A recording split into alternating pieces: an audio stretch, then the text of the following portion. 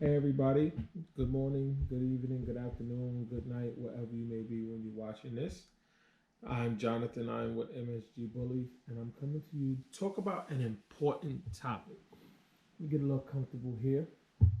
Um, Before I start, I'm going to let you guys know I will link in the description to all of my social media outlets, Instagram, Facebook. Please check us out. We have a lot of great things coming up, a lot of great things going already. And I'm going to be more active here on my YouTube channel. I'm going to be dropping more videos, a little bit of everything, a little bit of dogs, a little bit of me touching on different topics. So if there's any topics that you would like for me to touch on, please leave that in the comments below. Also, please hit the subscribe button, hit the bell so you get all of my notifications. Once again, anything that you would like me to talk on, please leave it in the comments. And I only can talk on things from my experience, from my knowledge of being in this dog game, in this bully game for the last 13 years. So, what I speak on may not be what you may do or what somebody else may do, but I'm going to just explain to you guys what works for me in any of the topics that you guys may want me to touch on. Once again, if I know or if I have information on it, I will speak about it. I'll make a video about it. I have no problem with sharing information, putting content out for you guys, answering you guys questions. You can find us on Instagram, MSG Bullies. You can find me on Facebook at Jonathan Powell. All of my content is there also. Um, then I have my partners. You can find them also on Instagram, MSG Bully 631 and MSG Bully 718. So, the topic at hand, the world's best stud. that is a that's a broad topic, but a very narrow topic because really you determine the world's best stud, not anyone else. Because it's the world's best stud for somebody else, don't mean it's the world's best stud for you. And what we're gonna do, we're gonna break down the different things to kind of help you determine what is the world's best stud for you. And I'm pretty much speaking about the exotic bullies, the American bullies, the bully game in general, but this what I'm going to be speaking about can pertain to any breed of dogs because it should be a standard. It should be kind of like a code of ethics on what is the world's best stud. I know that sounds crazy, but the world's best stud. Just like, you may have a lady or your husband or your wife, whatever it may be, and that person is not perfect, but that person is the perfect person for you. You understand? So we're gonna get into it. So one of the main things when you assessing the world's best stud, it should be the bitch that you looking to breed, the female you looking to breed. Allow her to tell you because once again, only you know what the world's best stud is. Let your female tell you what she's lacking, what she brings to the table, what she needs help in what area. Understand what I'm saying? Look at her, assess her. Be your the number one thing in any dog breeding, bully game, exotic breeding is because we get kennel blind, we get blind, and we think all of our stuff is just the best. Oh, I'm killing it. Oh my God, they don't know what's gonna happen to them. Yo, I got the best right now. Ain't nobody doing what I'm doing. Okay, you're right. If that's how you want to think, you always want to have a self-confidence that yes, I am the best. It's self-confident, but please don't be kennel blind. Be your hardest critic. So when somebody on the outside tell you, that's a flaw, that's not right, that's wrong, you already know, and you could take it humbly and you could say thank you. Because somebody point out a flaw in your dog doesn't mean that they're being disrespectful to you. So that's number one thing when you building a kennel, when you're building a brand, when you're building a program, to understand how to take criticism and take it as a learning block. Learn from it. And if you your hardest critic, nobody can tell you anything about your program that you don't already know. And if somebody tells you something, they critique you or they point out a flaw and you take it wrong, that's the number one sign that you're kennel blind. So please go home and reassess yourself as a program. So back to as I was saying, let your female tell you what's the best stud for her. If she needs more rear, if she needs a broader chest, if she needs to be cut down to the standard height that you want her to be at, whatever it may be. If you feel that that female needs a little bit more head to her, she needs a little bit more facial structure, whatever you want to correct. You want to correct the fronts, you want to correct the feet, you want to correct the rear angulation, you want to correct the top line. Let that female tell you where she's lacking and pretty much like what she needs to get her to where she, to where you're happy or you feel like you have a complete dog, right? Then the next thing you want to think about, okay, now that I know what my female is lacking, what bloodline and what blood combination is going to give me and is going to help me achieve the look that I'm looking to get or that I'm looking to pull out of my female? What is going to be the best blood, the best combination to get me to that? And when you're thinking about bloods, right, it may be two particular bloods that you feel could get you to where you need to be. And that will match up with your female. Because it may be that two blood combination that could get you to a certain place. But that two blood combination mixed with your female may take you in the opposite direction. So understand and make sure those combinations match with your female, right? So you take those two combinations, you have those two combinations, and you like, wow, I was able to get two of the things, three of the things, four of the things that my female is lacking all in one stud. And guess what? It clicks with my female.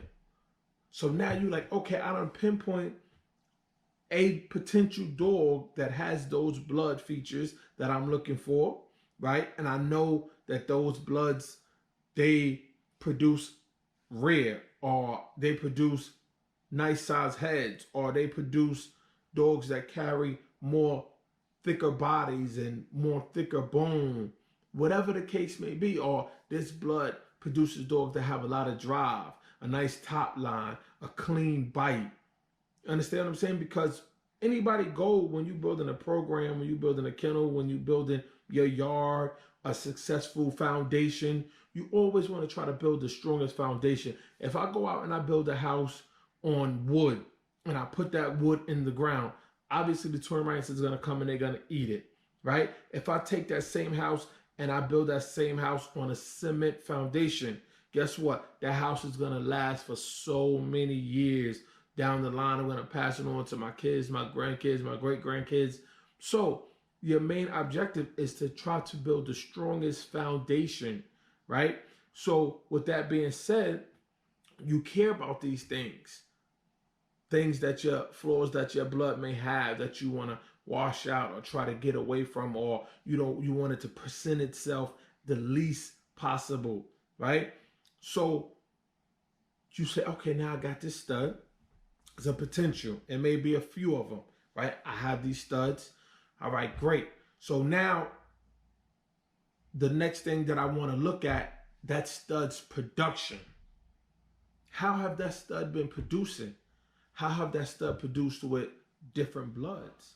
Possibly I could find out a female that carries the same blood as my female and find out if that male has been bred to that strand of blood. What was the outcome? Not just as puppy, because remember, all puppies look great. Let me see them at 6 months, 8 months, 10 months, a year. Let me see how the production is looking. Let me see how it turned out. Let me see how the littermates look. You understand? So now you know your probability. And also you think about sometimes it's your female's first breeding. Understandable. But let's just say you have bred your female in the past. You assess her production also. What is she bringing to the table? Right?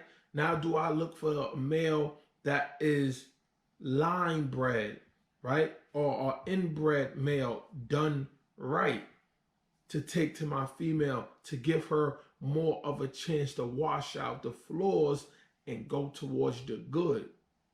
You understand? You get where I'm going? So you want to try to give the good genes a better chance at prevailing themselves rather than the negative genes. So a lot of this is starting to be your foundation groundwork, right? It's like a lot of footwork. So if you care about your breeding, about your program, you have to put in a lot of groundwork. So we still get into the buildup of the world's best stud, because now I'm feeling like, okay, I have potentially found the world's best stud. Because the world's best stud, remember, the world's best stud, only you know. The world's best stud to you may not be my world's best stud, because we may have two different bitches, two different bloods, or we may even have the same female bloodlines, but your female produced different than my female. So the world's best stud lies in you. So then we go down the line and we think about, okay, so now what's the male's stud fee, right? And just because a male has $4,000 or $5,000 stud fee, that doesn't mean that that male is the best for you. It doesn't mean that you're gonna get the greatest production out that male because his stud fee is so high, right? It could be a tactic that people use. Let me put his stud fee high, so then people will think that they coming and they, you got to pay for what you get. They coming and they're gonna get the exclusive. It does not mean that, right? Because the stud fee is low, that doesn't mean that, okay, let me capitalize and let me breed to that dog where the stud fee is low. No, because the blood may not match up. People may price their stud fees $4,000, $5,000, $3,000 because they know that dog is producing. That dog has a great lineage of producers, right? Minimal flaws. And that stud owner may value his blood, and he don't want to give it to anybody that is not serious, right? How many times in life you gave somebody something for free and it was like,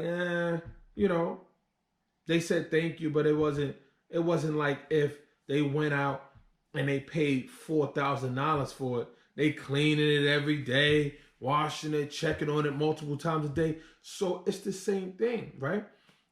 Stud owners value their product the way that they want another person to value their product, and they only want to deal with people that are interested in valuing their product. Understand? So if I go and I get a stud feed to a dog that's $1,000, right? And guess what? That $1,000 stud may produce great with my female. That's just the luck of the draw.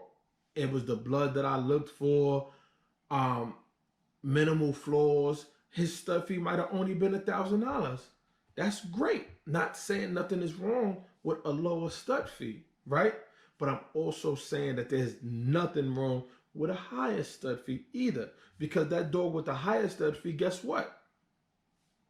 You may just breed into that to say, guess what? Oh, I bred to so-and-so dog and his stud fee was at $5,000, $6,000, $7,000, right? But guess what? That blood does not produce with your female, guys. We have to be smart about this.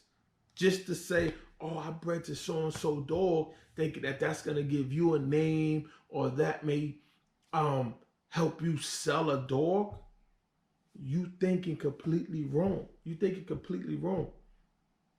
Every breeding each stud should be the world's best stud in your eye, not because primarily you want to be looked at in a certain light for breeding to a certain dog.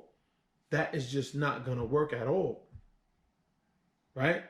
Of course, we would like to have our dogs famous and getting top dollar for our puppies, but that comes with hard work and dedication, because as the generations go on and all of those individuals that were just overnight breeders are weeded out, guess what? You built a strong foundation because you stuck to your fundamentals. So you still here for the long haul. So your money may be slow and steady, right? You may not hit the jackpot right out the gate, but guess what? Your longevity over time, it allows you to capitalize way better than that individual that was just a fly-by-night individual that you never see, or you see them in a year selling off all their dogs because guess what? It wasn't what they thought it was going to be. They wasn't making what they thought they was going to make because they was in it for the wrong reasons. So once again, now you honing in on these stud to stud. You don't found one that you like, minimal flaws, the blood is nice. Then you start to think about the things that you like to look at also.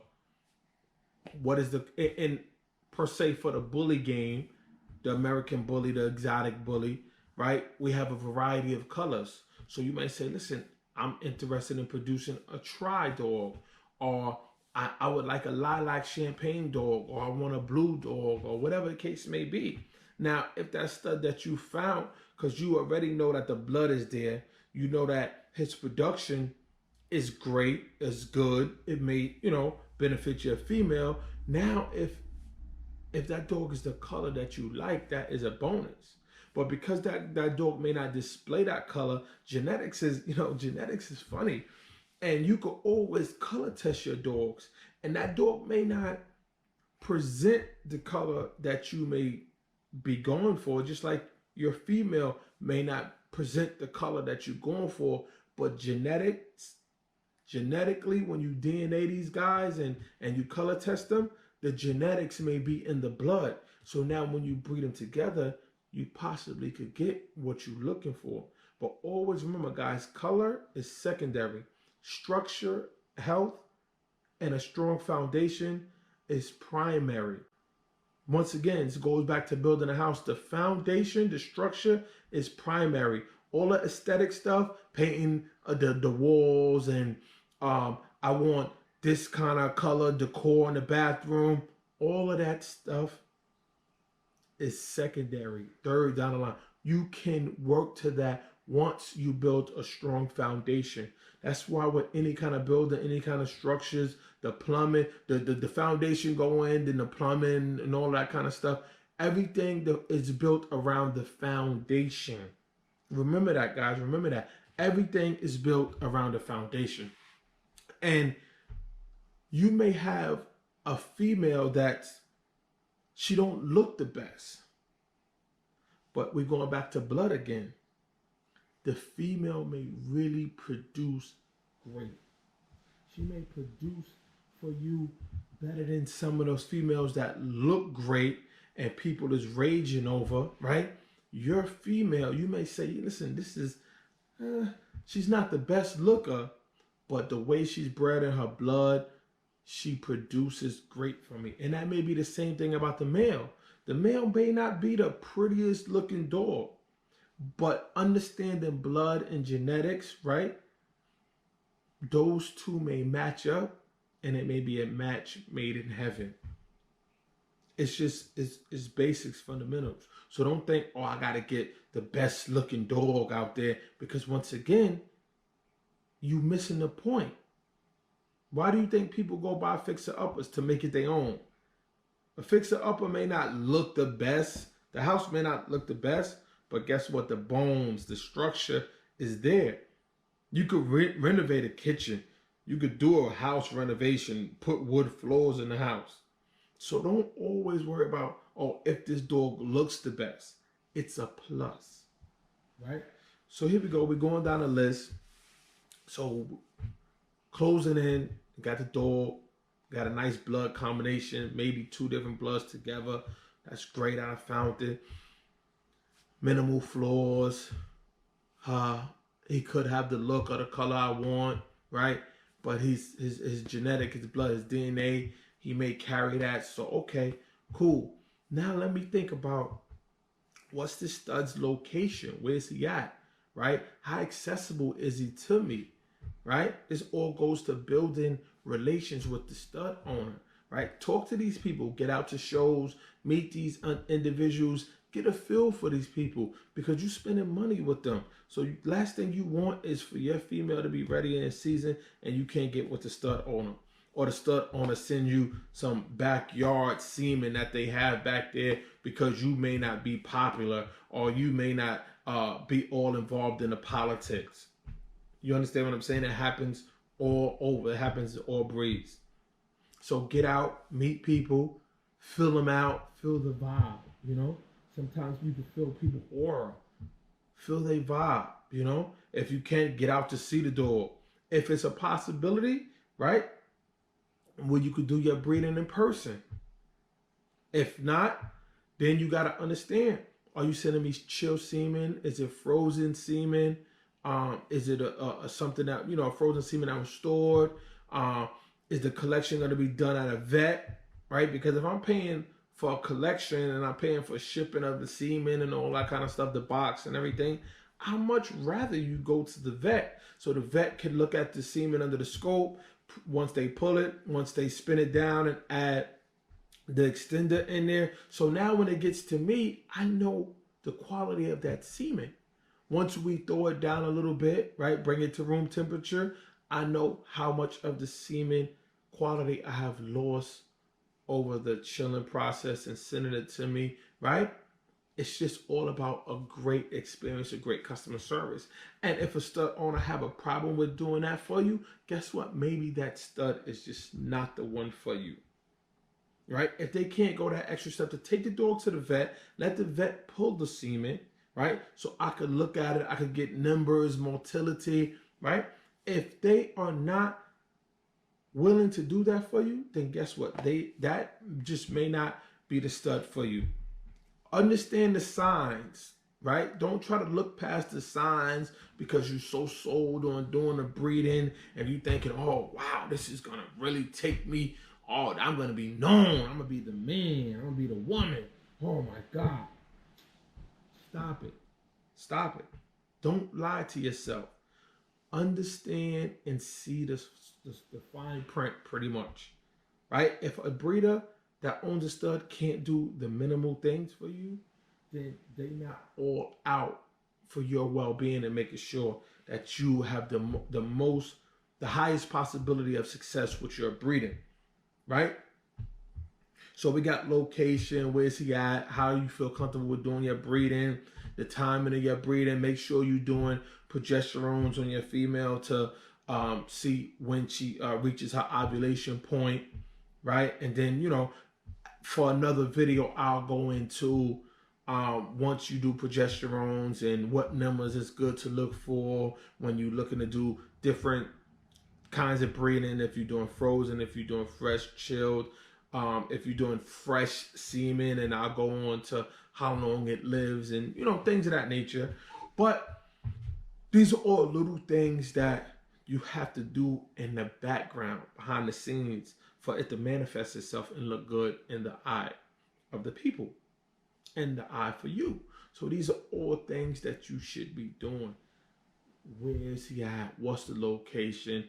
Is that stud overseas or in the States or wherever it may be to you, your proximity, what makes you feel comfortable, where you would like the stud to be, how you would like to do your breeding, if you're doing TCIs, if you're doing AIs, if you're doing surgical insemination, what is it going to be, right? That also plays a factor. When you're doing these progesterone tests on your females and you kind of getting close, are you running into the weekend, right? This is why you always want to have a second, third backup option as a stud. Different locations. But also, and always remember, it has to fit with your female. Not saying because, like, I'm here in New York, because there's a dog that's here in New York that I could drive to, or I'm just gonna breed to him. No, I'd rather skip the breeding if it doesn't benefit my program. Understand? And that is another thing. You got to think about, am I breeding myself into a corner, or am I setting up a foundation where this production that I get out of this litter is going to help my future breedings and my future litter? Because your main goal should be ultimately to produce you a nice male and then have a female, a yard of females where you can run your males that you have to your females, so you know you're not getting the wrong semen, you know the quality of the semen, everything is there because you have the male and you have the female. So ultimately, when you're doing these breedings, your main vision should be to build my program, build my kennel, not just to do a breeding and think that you're gonna sell these puppies for top dollar to this one, to that one, to Joe Schmo, to them. No, your first thing should be, I'm doing this breeding because I want to keep something in my yard off this breeding. This breeding is going to help take my yard to the next step, next generation. So that's another thing that you need to understand and assess, that you want this breeding to not breed you into a corner. You don't want to breed too tight to where now you're getting flaws and now you got to do. No, you want to breed properly to where now, if you want to do a line breeding, or if you want to do this kind of breeding within your yard, you're able to do it and have no flaws. You don't want to have to always continue to pay stud fees to other people. You want to build your yard where you have everything right here. You want to be that the place where people was coming to get a stud fee, and you asking $3,000, $4,000, $5,000 for a stud, and people are paying you that because they see what you built. They see your foundation. They see the structure. The structure is strong. So understand, you want your every breeding that you're doing to feel like it's going to be able to take you to the next level and take you generations down the line. So now you done did the location. You done felt the stud owner out. You done assessed the blood. All of those kind of things. Everything is you feel like you're getting close. You narrowing it down. You checking certain studs off. You crossing some out. No, this one is not gonna work. You done saw production of the stud. You done saw possibly production of your female, possibly not, right? And then you go on to think about, how do the person market that stud, right? Do they post pictures of him, right? Do you feel like those pictures is not real? Are they Photoshop? Have you saw the dog in person, right? Because if you're really serious about spending your money, take the time out, right? Like I said, go to a show that you know that stud. Ask the stud owner, are you going to be going to any shows? Oh yeah, I'll be going to a show in 2 months, 3 months. Okay, try to plan to go to that show and see that stud in person, right? Or if you at a show and that stud owner may be near to where that show is at or not far, take the time out. Go and see that stud, right? Even if you ask that stud owner, listen, can I come out? Can I fly out for the day? Check that stud? Can I drive out for the day? Can I check that stud out? Protect your investment. Please protect your investment. Go and see the dog. Trust me, do not go off what pictures people post, Photoshop pictures and all that kind of things, right? Not everybody, not every photo, but I'm just telling you, it sits better in your heart, right? Go see the dog. So now everything is closing and everything is tying in. You done saw the dog now. The person markets the dog good. You feeling good about it in your heart. When you do a breeding, you want to feel good. When you go to sleep, you don't want to second guess yourself. Should I have did it? Should I? Oh, maybe I shouldn't have, or this wasn't right. Because once again, only you know the world's best stud for you. And it's not the world's best stud for you if you don't feel it in your heart. So once you go on down your list, you say, yeah, let me check this off. Let me check that off, right? Let me cross this out. Yeah, I done check this one off. Now you able to go and you able to sit down and you able to sleep about it. So now when you promoting that breeding, yeah, I did a breeding with so and so to my female. Oh, it's really gonna hit. You gonna talk about it. It's gonna be a different talk as you want to promote. You want the world to know about your breeding that you're doing because you feel good about it. Let you have the least bit of doubt about that breeding. Huh. You're like, I'm hoping it all goes well because this didn't really, you got the sob story. Or either you portraying a certain image, but that's not how you feel inside. Oh yeah, I feel really good about the breeding and everything is good about the breeding. But in your heart, you really don't feel it. So when you're doing things for the right reasons, you feel it in your heart. You feel it in your soul. You be so ecstatic about the breeding. Because you don't went down a checklist. You done checked off this. You done checked off that. Everything is falling in line. You building a strong foundation. You not putting a foundation in the ground that is built of wood. You putting a cement foundation in the ground. So that building is gonna build up. It's gonna build up. You're gonna be good from here on out. And that's the key thing, And now when that production, when it's time, let's just say you do the breeding and everything goes well with the breeding. You have puppies, you have a nice litter. God bless, a healthy litter. Everything comes out all good. And then now you like, look what I put together. I sat down, mental notes. This is what I put together. And the litter come out so nice. You have an option. I'm going to keep a male. I'm going to keep a female. And when you set out to do things as a foundation, right, people see that and the money will come.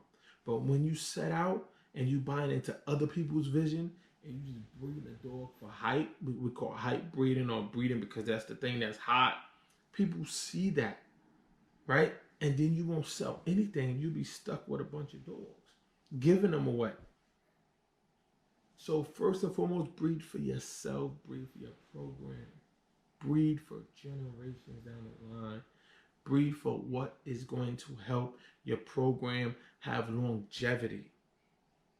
Don't breed for the right now, right? Have a vision, have a goal, set those visions and those goals, and you stick by it, right?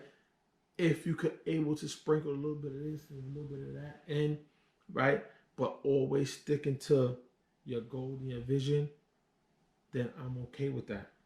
But don't buy into somebody else's vision and think, oh, I'm going to go get the same blood of female and breed to the same male and I'm going to have the same outcome as that person. No, you don't know what that person did, who that person really bred to, or how they got to that, right? Be your own person. Stand on your own 2 feet. Strive hard, work hard, and you will have longevity. Do things properly. Do things smart. Just like in sports, a lot of times they say in football is 90% mental, right? Do these things, feel good about it, and everything else will fall in line. So, once again, I'm not going to keep you guys too much longer. Once again, you could link us, Instagram, MSG Bullies. Before I let you guys know, I have the MSG shirts. You can get the MSG logo, any color you want, black, white, purple, different shirts. So if you would like to, also the logo, I could get that in different colors for you also. So if you would like to support us, we will be gratefully happy for your support. You can find us on Instagram, MSG Bullies. You can find me on Facebook at Jonathan Powell. You can also visit us on the website, msgbullies.com. Once again, www.m as in Mary, S as in Sam, G as in Gary, Bullies. And that's Bullies with an I-E-S at the end. Bullies. msgbullies.com. You can find us there, and we will have more videos to come in the near future. So I want to end this off. I just had an amazing litter off of Low Blow, and which is a dog out of California, and my female Bailey, which I produced. I owned her mom. I bred her mother to a dog that fit my same criteria as I spoke to you guys about, had a phenomenal outcome. And then I bred her to another dog that added the things to her that I felt that she needed. And guess what? I had a phenomenal outcome. So I'm just going to leave you guys with that note. I'm going to show you one puppy off of the litter, and then I'm going to come back to you guys again with another video to show you guys the full litter. So stay tuned real quick. I'm just going to run, get the puppy, come right back to you. I'm back, guys. So like I said, this is one of the puppies off of that breeding. This is a color we call lilac, champagne color. He's a nice little male. Has white on the chest. Nice full tail. Nice color. So, once again, if you're interested in anything that you see, any of our upcoming stuff, just reach out to us once again. Don't forget, shirts are on sale. Hit the subscribe button, hit that bell for all the notifications. I'm gonna get this beauty back to his mom. Thank you.